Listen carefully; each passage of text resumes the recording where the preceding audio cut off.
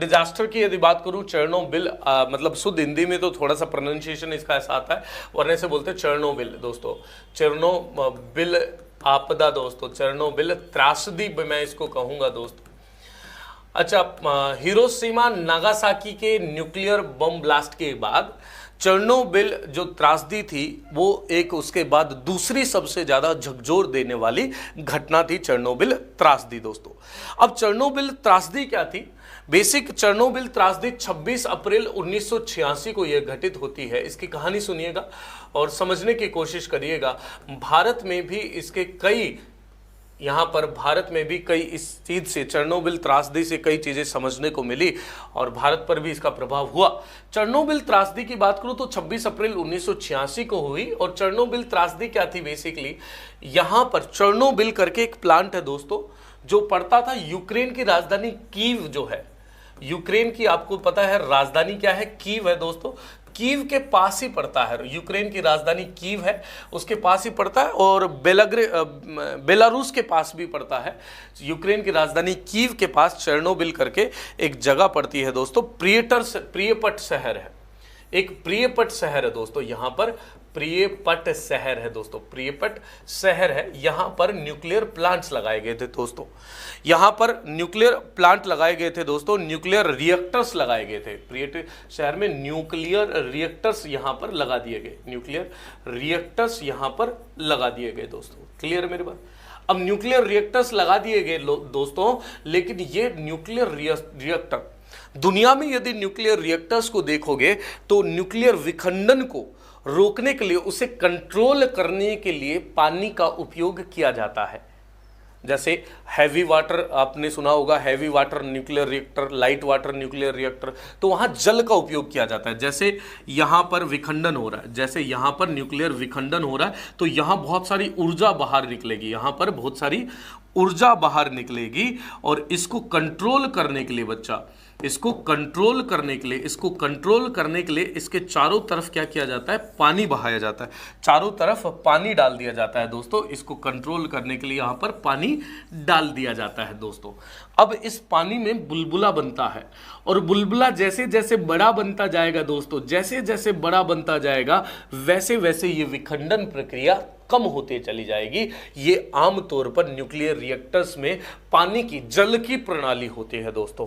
लेकिन यहां जो रिएक्टर लगे थे दोस्तों, वो लगे थे आरबीएम के रिएक्टर लगे थे दोस्तों, आरबीएम के रिएक्टर लगे थे दोस्तों। ये कौन से रिएक्टर थे?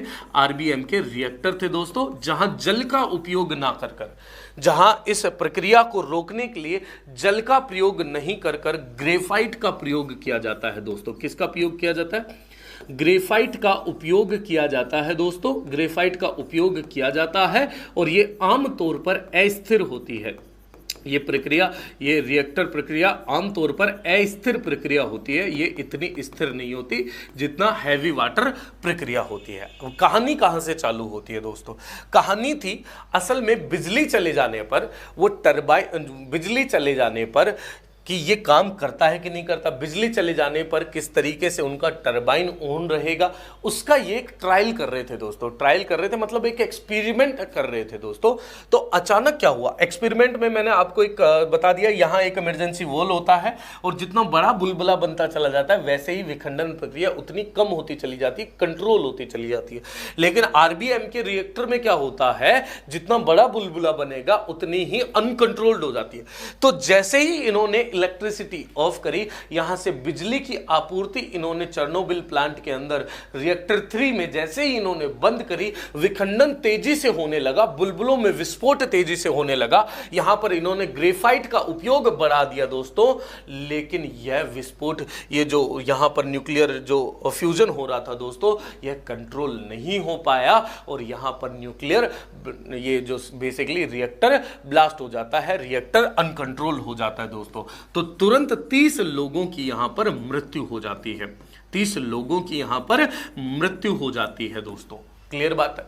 अब बात चली कि दुनिया को रूस ने, यूएसएसआर था तब तो, 1986 की बात है, सोवियत संघ था दोस्तों। तो सोवियत संघ ने इस बात को बाहर जाने ही नहीं दिया। उन्होंने कहा कि छोटी मोटी बात हुई है, किसी को नहीं पता चले। अब अचानक क्या हुआ दोस्तों? स्वीडिश अथॉरिटीज स्वीडिश अथॉरिटीज को हवा में न्यूक्लियर रेजिड्यू मिला दोस्तों। न्यूक्लियर रेजिड्यू होगा क्योंकि ये यहाँ पर रिएक्टर खत्म हुआ था, रिएक्टर ब्लास्ट हुआ था, तो आसमान के अंदर वो छोटी छोटी राख भी होंगी और न्यूक्लियर छोटे छोटे पार्टिकल्स भी होंगे। हाँ, तो ऐसे में स्पेनिश अथॉरिटीज को हवा के अंदर न्यूक्लियर रेजिड्यू मिले। उन्होंने जब जांच करी तो उन्हें पता चला ये तो कोई ना कोई न्यूक्लियर फेलियर है। और न्यूक्लियर रेजिड्यू हवा में कैसे आएंगे? जब हवा की दिशा देखी गई तो वो सोवियत संघ की तरफ से आ रही थी, कीव की तरफ से आ रही थी दोस्तों। कीव के प्रियपेटस शहर की तरफ से आ रही थी। और ये सबको पता था कि प्रियपेटस शहर में चेर्नोबिल नामक जगह पर 3 न्यूक्लियर रिएक्टर्स लगा रखे हैं सोवियत संघ ने। जब सोवियत संघ पर दबाव बनाया गया तो ऐसे में सोवियत संघ ने इस बात को माना दोस्तों। अब आप कहेंगे सर यहां तो केवल 30 लोगों की मृत्यु हुई है। नहीं बच्चा, इस पर एक वेब सीरीज भी है, जब आप फुर्सत में हो तब देखना। लाखों लोग प्रभावित हुए थे दोस्तों। आज भी यहां प्रियपेटस शहर के आसपास आज भी यहां पर जानवरों के अंदर विकृतता देखने को मिलती है जब वो पैदा होते हैं दोस्तों। और अभी जब यूक्रेन और रशिया का विवाद चल रहा था तो ऐसे में यूक्रेन पर कब्जा करने के लिए सबसे पहले रूसी सेना चेर्नोबिल प्लांट पर कब्जा कर लेती है। हालांकि यहां पर कोई नहीं मिलता, दूर दूर तक इस तरीके से ये सारी की सारी चीजें खत्म हो चुकी हैं, अब बिल्कुल भी यहां कुछ नहीं मिलता। और सालों साल तक इसका प्रभाव देखने को मिला, यहां तक कि आगे चलकर चीन ने भी अपने यहां पर अब इसका प्रभाव माना। इन्होंने विकृतताएं माने कि बच्चों में या हवा में या पानी के अंदर यहां पर न्यूक्लियर रेजिड्यू देखे गए दोस्तों। ये है चेर्नोबिल त्रासदी दोस्तों। क्लियर है मेरी बात? क्लियर है मेरी बात? गुरुजी आप तो टरबाइन समझा रहे हैं पावर प्लांट का। बेटे टरबाइन नहीं, ये न्यूक्लियर विखंडन होता है जिसको चारों